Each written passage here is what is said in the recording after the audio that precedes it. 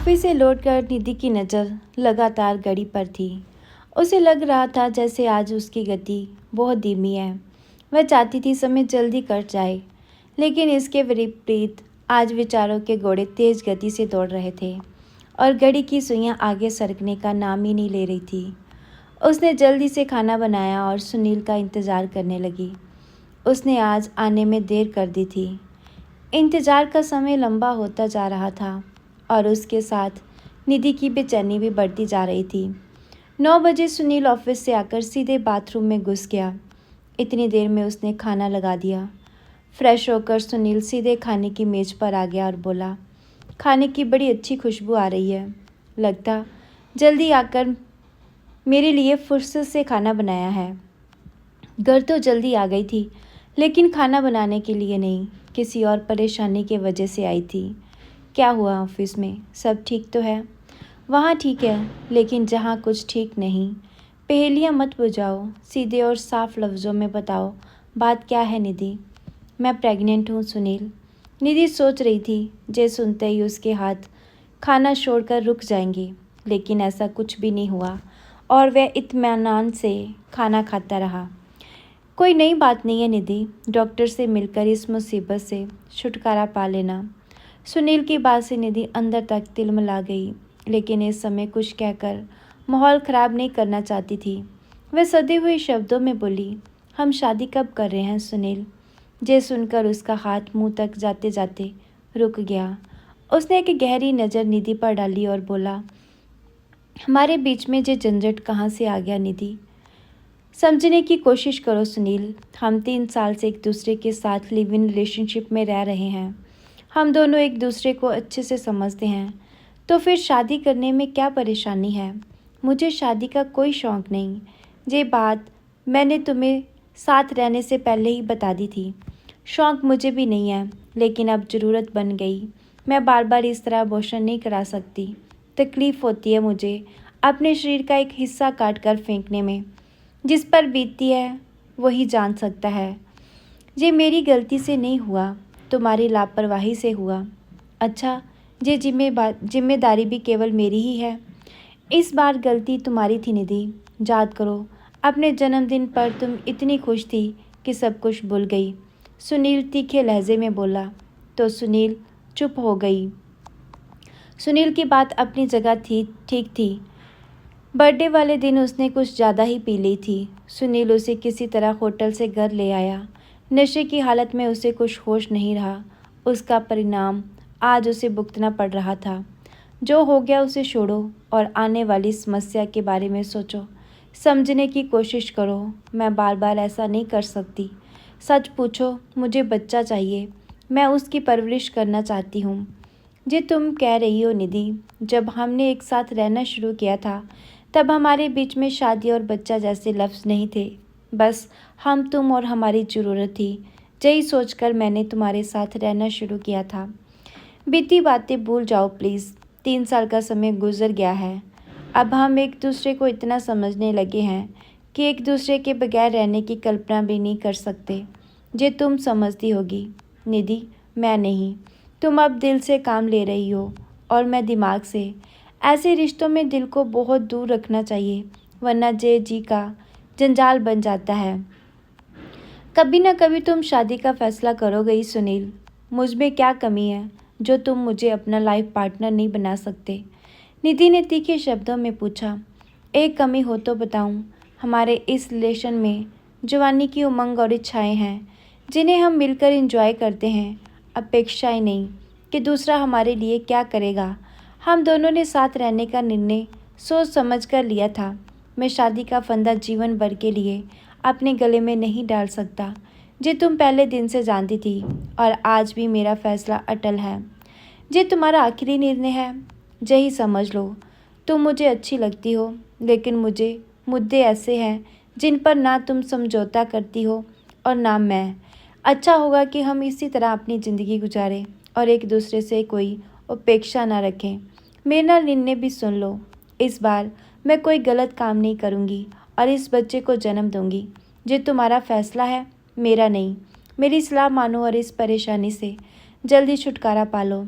इसके कारण हमें अपना रिश्ता खराब नहीं करना चाहिए। अगर तुम ठंडे दिमाग से सोचो तो यही बच्चा हमारे रिश्ते को और मजबूत बना सकता है सुनील, निधि बोली। निधि तर्क करके थकने लगी थी और सुनील रुकने का नाम नहीं ले रहा था। निधि उसे किसी तरह मना नहीं पाई। बहस की समाप्ति निधि के आंसुओं पर हुई, लेकिन सुनील पर उसका कोई भी असर नहीं पड़ा। खाना खाकर वह चुपचाप बेड पर आ गया और लैपटॉप खोलकर अपने काम पर लग गया। उसने इस बारे में आगे उससे कोई बात नहीं की। निधि ने भी ठान लिया था कि इस बार वह कमज़ोर नहीं पड़ेगी और अपनी बात मनवा कर रहेगी। सुनील शादी के लिए तैयार नहीं हुआ तो क्या, बहुत सी ऐसी औरतें हैं जिन्हें अनविवाहित रहकर बच्चे को जन्म दिया है। वह भी ऐसा करके दिखाएगी। आज आंखों से उसकी नींद गायब थी। वह सोच रही थी शायद रात के अंधेरे में अपनी ज़रूरत पूरा करने के लिए सुनील उसकी ओर रुख करेगा, लेकिन ऐसा कुछ भी नहीं हुआ और सारी रात आंखों में कट गई। सुबह निधि देर से उठी। सुनील बोला, उठो निधि, टाइम काफ़ी हो गया है, तुम्हें ऑफिस के लिए देर हो जाएगी। मैं आज ऑफिस नहीं जा रही हूँ। छोटी सी बात के लिए तुम इतनी सीरियस कैसे हो सकती हो? तुम एक आज़ाद ख्यालात महिला हो। इन सब बातों में तुम्हारा कभी विश्वास नहीं था। अचानक तुम्हारा दिमाग कैसे पलट गया? सुनील की बात का उसने कोई उत्तर नहीं दिया। उसने अपने लिए ब्रेड सेकी और मक्खन के साथ खाकर निकल गया। उसके चेहरे पर उसकी परेशानी का लेस मात्र भी नहीं था। वह सोचने लगी कि कोई व्यक्ति इतना असंवेदनशील कैसे हो सकता है। हकीकत सामने थी, उससे मुंह भी नहीं मोड़ा जा सकता था। वह जानती थी सुनील जो कुछ सोच रहा है वह अपनी जगह ठीक है। उन दोनों की दोस्ती इसी वजह से हुई थी। निधि को दुनिया की कोई परवाह नहीं थी। सुनील को उसकी ये बात बहुत अच्छी लगी थी। वह खुद भी रिश्तों में विश्वास नहीं करता था। वह दोनों साथ उठते, बैठते और इधर उधर घूमते। दोनों को एक दूसरे का साथ अच्छा लगता था। एक दिन सुनील ने हंसी मजाक में यूं ही कह दिया था, सड़कों पर घूमने से अच्छा है निधि, हम दोनों एक साथ ही एक छत के नीचे रहें। इससे खर्च भी बचेगा और अपने लिए अधिक समय भी मिलेगा। सुनील की मजाक में कई बात निधि को जच गई। वह झट से उसके साथ रहने के लिए तैयार हो गई और बोली, मुझसे कोई उम्मीद मत रखना सुनील, मैं तुम्हारे साथ एक ही घर में लिव इन रिलेशनशिप में रह सकती हूँ। मुझे पत्नी समझने की भूल मत करना। ऐसा कुछ नहीं होगा। ऐसे रिश्तों में आपसी विश्वास ही सबसे बड़ा होता है।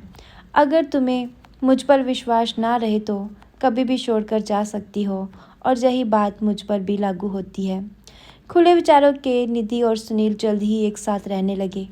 निधि के इस निर्णय पर ऑफिस में बहुत कानाफूसी हुई, लेकिन उसने इन बातों को हवा में उड़ा दिया। दोनों के ऑफिस अलग अलग थे, इसलिए उनके बीच का आकर्षण ज़्यादा था। एक छत के नीचे दोनों की बहुत अच्छी निभ रही थी। 6 महीने की दोस्ती में वो एक दूसरे की पसंद नापसंद को अच्छी तरह समझने लगे। अब वह बाहर इधर उधर भटकने की ज़्यादा ज़रूरत नहीं थी।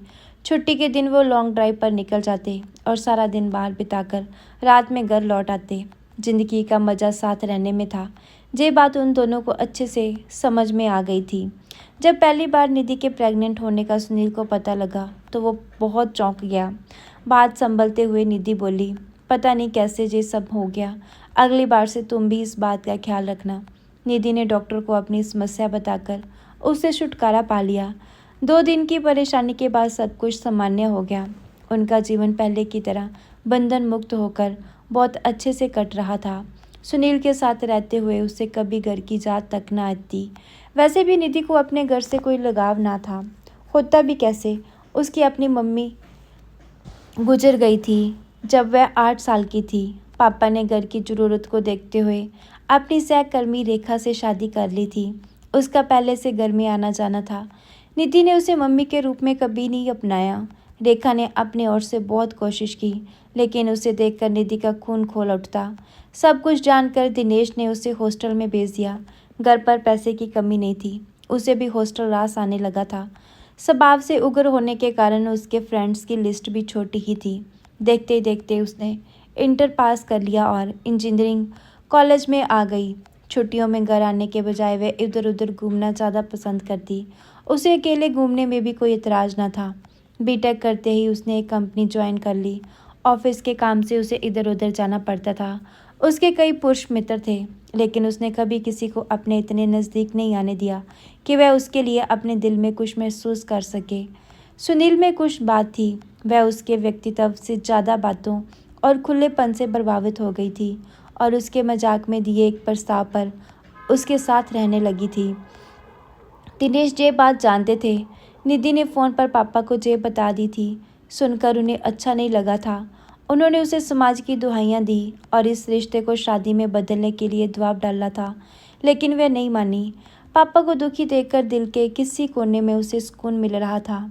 जिसने उसकी परवाह नहीं की, वह उनकी भावनाओं की परवाह क्यों करे। ये बात उसका रोम रोम चीख कर कह रहा था। पिछले साल पापा चले गए। उनके गुजरने पर वह घर आई थी। रेखा को विधवा के वेश में देखकर उसे जरा भी बुरा नहीं लगा। उसे मम्मी से पहले भी कोई उम्मीद नहीं थी।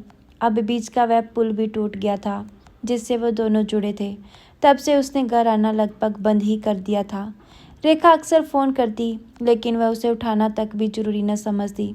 कभी मन आया तो हेलो हाय कर देती, वरना फ़ोन पर रेखा का चेहरा देखकर उसकी नफरत बढ़ जाती। आज सुनील के रूखे व्यवहार ने उसे अंदर तक हिला दिया। उसे समझ नहीं आ रहा था ऐसी हालत में वह कहाँ जाए। खून के रिश्तों से उसने पहले ही किनारा कर लिया था। अपना कहने के लिए उसके पास कोई भी नहीं था। दोस्त भी ऐसे थे जिनसे ये बात शेयर कर वह अपना उपहास का पात्र नहीं बनना चाहती थी। बहुत सोचकर उसने घर जाने का मन बना लिया। दोपहर में सुनील के नाम एक नोट छोड़कर वह अपना सामान समेट कर चली आई। ऑफिस में भी उसने मेल से सिक लीव ले ली थी। सामान के साथ निकलते हुए उसने एक नज़र घर पर डाली और उसे अलविदा कह चली गई। अचानक निधि को घर आया देखकर रेखा चौंक गई। उसकी शक्ल से लग रहा था कुछ तो हुआ है, जिससे निधि ने घर का रुख कर लिया, वरना उसने इस घर को कभी अपना समझा ही नहीं था। रेखा ने खुले दिल से उसका स्वागत किया। बदले में निधि ने भी एक फीकी मुस्कान दे दी। रेखा ने आते ही उससे कुछ पूछना ठीक नहीं समझा। बड़ी मुश्किल से वह लंबे अरसे बाद घर आई थी। कुछ पूछकर वह उसका मूड खराब नहीं करना चाहती थी। रेखा उसकी हर ज़रूरत का ख्याल रखती थी। उसकी अपनी कोई औलाद नहीं थी। ले देकर उसकी दंपत्ति दिनेश की एकमात्र निशानी निधि ही थी। 2 दिन तक उनके बीच मौन पसरा रहा। आखिर निधि की हालत देखकर रेखा ने चुप तोड़ी और आगे बात बढ़ाई। कितने दिन की छुट्टी ली है निधि? अभी सोचा नहीं, अब तक मन लगेगा जब तक मन लगेगा तब तक रहूँगी, उसके बाद चली जाऊँगी। ये तुम्हारा अपना घर है। मैं कब से तुम्हारे आने का इंतज़ार कर रही थी निधि। मेरा भी तुम्हारे अलावा कोई नहीं। रेखा बोली तो निधि ने पलट कर कोई जवाब नहीं दिया। पहली बार उसकी बात सुनकर वह ड्राइंग रूम से उठकर अपने कमरे में नहीं गई, वरना दिनेश के रहते मम्मी पापा के कुछ कहते ही वह उठकर वहाँ से चली जाती थी। उससे रेखा का हौसला कुछ और बढ़ गया। उसी ने बात आगे बढ़ाई। कोई परेशानी हो तो कह दो, बता देने से मन हल्का हो जाता है। मैं प्रेग्नेंट हूँ, निधि निर्विकार भाव से बोली। ये सुनकर रेखा के मन में कई सवाल उठ रहे थे, लेकिन उसने कुछ पूछना उचित नहीं समझा। उसे अच्छा लगा कि निधि ने उसे इस लायक तो समझा और अपनी स्थिति बता दी। तुम्हें आराम करना चाहिए, तनाव बच्चे के लिए अच्छा नहीं होता, इसी वजह से घर आई हूँ। मैं तुम्हारा पूरा ख्याल रखूँगी निधि, तुम्हें पता भी नहीं लगेगा ये समय कब बीत गया। निधि को ये सुनकर तसल्ली हुई कि उसके जहाँ आने से रेखा को कोई परेशानी नहीं। थोड़ा साहस कर वह बोली, मैंने अभी तक शादी नहीं की। ये सुनकर रेखा को कोई आश्चर्य नहीं हुआ। दिनेश ने उसे बता दिया था कि निधि किसी के साथ लिव इन रिलेशनशिप में रहती है। वह समझ गई ये बच्चा उसी का होगा। वह बोली, कोई बात नहीं, जब मर्जी हो तब शादी कर लेना। अभी अपना ध्यान सेहत पर दो। अब पहले वाले ज़माने नहीं रह गए, पहले शादी फिर बच्चा। जानती हूँ तभी इतना बड़ा फैसला ले सकी, वरना। कहते कहते वह रुक गई। रेखा ने उसे कुरेद कर कुछ नहीं पूछा। इतना वह समझ गई कि अपने मन की बात वह धीरे धीरे उसको बता देगी। उसे बस निधि का विश्वास जीतना था। रेखा के बर्ताव ने निधि का दिल काफ़ी हद तक जीत लिया था और उसने थोड़ा थोड़ा कर सारी बात उसे बता दी। तुझे नौकरी नहीं छोड़नी चाहिए थी। मैं अभी छुट्टी पर हूँ। परिस्थितियों से भागकर समस्या का समाधान नहीं निकलता निधि। 10 तरह की नकारात्मक बातें मन में आती हैं।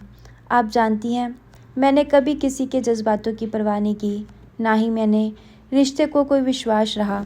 मैं इतना ही समझ पाई हूँ। अपने शरीर के किसी हिस्से को बराबर काट कर फेंकना कहाँ की बुद्धिमानी है। विचारों की स्वतंत्रता तभी तक सुकून देती है जब तक वह दिल पर असर न डाले। एक ही घटना के बार बार होने से मुझे सोचने पर मजबूर होना पड़ा। मैं अब ये काम नहीं करना चाहती। तुमने जो सोचा वह अपने हिसाब से बिल्कुल ठीक है। इस समय ऐसी बातें सोचने से तुम्हारी सेहत पर बुरा असर पड़ेगा। तुम खुश रहो, मैं इतना ही चाहती हूँ। रेखा ने उसने सांत्वना दी तो निधि को अच्छा लगा। जब वह छोटी थी तब भी रेखा ने उसके पास आने की बहुत कोशिश की, लेकिन उसने उसकी भावनाओं को कभी महत्व नहीं दिया। पापा के साथ किसी और औरत को देखने की वह कल्पना नहीं करना चाहती थी। रेखा को देखकर उससे बड़ा अटपटा लगता था। वह पापा की पत्नी जरूर थी, लेकिन उसकी मम्मी नहीं। उसने अपने व्यवहार से कभी उसे मम्मी बनने का मौका ही नहीं दिया। पापा के चले जाने के बाद निधि पहली बार रेखा के इतने नज़दीक आई थी। उसे लगा वह एक बड़ी औरत है। उसकी भूल थी जो उसे गलत समझती रही। निधि के फैसले के खिलाफ उसने एक शब्द भी नहीं कहा और उसकी हर बात को जायज़ ठहराते हुए ऐसे हालत में उसका साथ दे रही थी। घर पर निधि को पापा की बहुत याद आ रही थी। वह एक अच्छे इंसान थे। अपना अकेलापन दूर करने के लिए रेखा को उन्होंने अपना जीवन साथी बनाया था। इसमें कोई बुराई भी नहीं थी। वह चाहते तो किसी से भी अपनी शारीरिक जरूरत पूरी कर सकते थे। उनके मन में स्त्री के लिए सम्मान था, इसीलिए उन्होंने अपनी सहकर्मी रेखा को घर की इज्जत बनाकर उसे अपनाया था। दोनों खुश थे। निधि को भी ये सब पसंद नहीं था और यहीं से उनके विचारों में बगावत शुरू हो गई। तब उसे लग रहा था कि शायद पापा को दुखी करने के लिए उसने ये कदम उठाया था। निधि बड़ी देर से पापा की तस्वीर देख रही थी। रेखा उसे समझाते हुए बोली, बीती बातें याद करने के कोई फ़ायदा नहीं। आने वाले भविष्य की ओर देखो निधि। जो बीत गया उसे लौटाया नहीं जा सकता। दिनेश तुम्हें बहुत याद करते थे। वह हर समय तुम्हारी चिंता करते थे और तुम्हें अपने पास रखना चाहते थे। उसके पास कहने के लिए कुछ बचा नहीं था। रेखा उसे हर समय चिंता में डूबे देखती। एक दिन उसने साहस करके पूछ लिया, तुम अपने इस फैसले से खुश तो होना निधि? अभी भी समय है। तुम इस बारे में एक बार फिर से सोच सकती हो। मैंने बहुत सोच समझ कर ही ये फैसला लिया है। मैं सिंगल मदर बनूंगी और बच्चे का पालन पोषण खुद करूंगी। तुम्हारे विचार बहुत अच्छे हैं, लेकिन कभी उस बच्चे की नज़रिए से भी सोचना जिसके मन में दुनिया देखने के बाद कई प्रश्न खड़े होंगे। रेखा बोली। उसकी बात सुनकर निधि चौंक गई। उसके अभी इस दृष्टिकोण से कुछ सोचा ही नहीं था। रेखा ने ये कहकर उसे एक आकार दिया। निधि सोचने लगी, अपनी मम्मी के चले जाने के बाद वे पापा के साथ रेखा को देख तक न सकी। कितना बुरा लगता था पापा के साथ उन्हें हंसते बोलते देखकर। भविष्य में अगर कभी उसने शादी करने का फैसला लिया, क्या आने वाले मेहमान उसके नए जीवन साथी को स्वीकार कर पाएगा? ये प्रश्न उसके सामने खड़ा था, जिसे चाहकर भी अपने दिमाग से निकाल नहीं पा रही थी। 3 महीने पूरे होने में अभी 1 हफ्ता बाकी था और वह अपने आप से लड़ रही थी कि अपने जहाँ बच्चे में से किसके दृष्टिकोण से ज़िंदगी को देखे। निधि के इस तरह घर से चले जाने पर सुनील को घर में खाली खाली लगने लगा। वह मानसिक रूप से पहले से ही तैयार था कि एक ना एक दिन निधि उसे छोड़कर चली जाएगी। वह अपने आप को निधि के बगैर रहने के लिए तैयार करने लगा। जीवन का जो सुख उसे चाहिए था वह उसने निधि के साथ भरपूर भोगा। वह किसी नए रिश्ते में बंधकर अपनी आज़ादी ख़त्म नहीं करना चाहता था। उसने 1-2 बार निधि से बात करने की कोशिश की, लेकिन उसने उसका नंबर ब्लॉक कर दिया था। वह स्क्रीन पर भी उसके संपर्क में नहीं आना चाहती थी। 3 साल में कुछ नहीं किया उसने सुनील के लिए। उसकी हर इच्छा का मान किया, लेकिन उसने उसे एक मशीन समझ लिया जिसमें आधुनिकता और खुलेपन के नाम पर भावनाएं नहीं रह गई थी। जो चौथी बार था जब सुनील उसे अबॉर्शन कराने के लिए कह रहा था। ऐसी परिस्थिति आने पर हर बार वह उसे दोषी करार कर देता और खुद जिम्मेवारी लेने से बच जाता। कुछ हफ्तों बाद सुनील को इसकी कमी खलने लगी। वह कई मामलों में जिद्दी थी, लेकिन उसकी हर इच्छा का बहुत ख्याल रखती थी। वह अब उसके बारे में सोचने पर मजबूर हो गया था। उसे घर के हर हिस्से में निधि की उपस्थिति महसूस होती। उसे लगने लगा कि निधि ही नहीं, वह भी दिल की गहराइयों से उसे चाहने लगा। ये बात उसका दिमाग उस वक्त स्वीकार नहीं कर सका था। आंखों के आगे से भौतिकवाद और आधुनिकता का पर्दा हटते ही सुनील को बहुत कुछ दिखाई देने लगा। वह उससे मिलने के लिए बेचैन था। एक दिन वह हिम्मत करके निधि से मिलने उसके घर आ गया। उस समय निधि डॉक्टर के पास अपनी दुविधा लेकर गई हुई थी। अचानक सुनील को घर देखकर रेखा चौंक गई। निधि ने उसे काफ़ी कुछ उसके बारे में बता दिया था। निधि कहाँ है आंटी? मैं उससे मिलना चाहता हूँ। वे घर पर नहीं है, कुछ देर बाद आ जाएगी। सही बात छिपाकर रेखा बोली। मैंने निधि को बहुत हर्ट किया, उसकी माफ़ी मांगने आया हूँ। ऐसा क्यों कह रहे हो? आजकल के नौजवान इस तरह के रिश्ते को तवज्जो दे रहे हैं, इसमें माफ़ी जैसे शब्द की कोई जगह नहीं होती। मानता हूँ हमने नए रिश्ते की शुरुआत अपनी शारीरिक जरूरत को पूरा करने के लिए की थी। निधि से कब मुझे प्यार हो गया पता ही नहीं चला। वह अब इस ज़रूरत को एक पवित्र रिश्ते का नाम देना चाहती थी। मैं इसके लिए तैयार नहीं था। मेरा मन इसे स्वीकार नहीं कर पा रहा था। रिश्ते में हर बड़ी उम्र में भी बन सकते हैं। अगर हमें जवानी अपनी शर्तों पर खुशी खुशी जीने के लिए मिलती है तो हम बेकार के पंचड़ों में क्यों पड़े? यही सोचकर मैंने उसकी बात नहीं मानी। नए जमाने की हवा ही कुछ ऐसी है, उसमें जज्बातों के लिए जगह ही नहीं रही। तुम दोनों अपनी अपनी जगह सही हो, जिसे जो ठीक लगे वही करो। इसमें बड़ों की रजामंदी कोई मायने नहीं रखती, रेखा बोली। तभी निधि घर लौट आई। सुनील को ड्राइंग रूम में देखकर उससे कुछ पूछने नहीं बना। कैसी हो निधि? अच्छी भली हूँ, तुम कैसे हो सुनील? तुम्हारे बिना कैसे हो सकता हूँ? सुनील बोला तो निधि चौंक गई। वह कल्पना भी नहीं कर सकती थी कि शरीर के स्तर पर जीने वाला इंसान कभी दिल की बात भी सुन सकता है। मैंने तुमसे कई बार बात करने की कोशिश की, तुमने मुझे मोबाइल के साथ साथ अपनी ज़िंदगी से भी डिलीट कर दिया। जब तुम्हें मेरी ज़रूरत ही नहीं रही तो फ़ोन पर नंबर रख कर क्या करती? तुम्हारे लिए मैं एक औरत होने के अलावा और कोई मायने नहीं रखती थी जो तुम्हारी शारीरिक ज़रूरत पूरी कर सके। ऐसा कहकर मुझे शर्मिंदा मत करो। मुझे अपनी गलती का एहसास है। जानता हूँ हमारे रिश्ते की शुरुआत चाहे जैसी भी हुई, लेकिन अब हम एक दूसरे को प्यार करते हैं और एक दूसरे के बिना नहीं रह सकते। सुनील बोला तो निधि की आंखों की कोरों पर आंसू की 2 बूंदें आकर टिक गई। सुनील ने बड़ी सावधानी से अपनी उंगलियों की पोरों से उन्हें पोंछकर उसे अपने आलिंगन में ले लिया। निधि ने भी उसका विरोध नहीं किया। उन्हें बातें करते देख रेखा रसोई में आ गई। आवाज़ की तीव्रता धीरे धीरे कम होकर मौन में बदल गई। वह समझ गई कि दोनों के बीच समझौता हो गया। वो बड़ी देर तक एक दूसरे के गोश में रहे। दिल की बात आंखों से बहते आंसू बयां कर रहे थे। तभी रेखा के आने की आहट पाकर वह दोनों एक दूसरे से अलग हो गए। सुनील बोला, आंटी मैं निधि से शादी करना चाहता हूँ, आपको कोई आपत्ति तो नहीं? कहकर तुमने मुझे जो खुशी दी है उसे मैं बयान नहीं कर सकती, लेकिन इसके लिए तुम्हें निधि से अनुमति लेनी होगी। निधि तुम मुझसे शादी के लिए तैयार हो? घुटनों के बल जमीन पर बैठकर सुनील ने उसे प्रपोज करते हुए बोला। उसने सिर झुकाकर अपनी सहमति दे दी। मैं आज ही कोर्ट में शादी के लिए एप्लीकेशन दे दूंगा। तुम मेरे साथ चलने की तैयारी करो निधि। निधि ने ये सुनकर रेखा की ओर देखा। अब तो दुल्हन की विदाई शादी के बाद ही होगी सुनील, तब तक तुम्हें इंतजार करना होगा। ये सुनकर निधि के चेहरे पर मुस्कान खिल गई और गाल शर्म से लाल हो गए। खुशी के इस मौके पर आज पहली बार निधि से बढ़कर रेखा के गले लग गई। ये देखकर उसकी आंखें भर आई। रेखा को इतने वर्षों बाद आज बेटी के साथ दामाद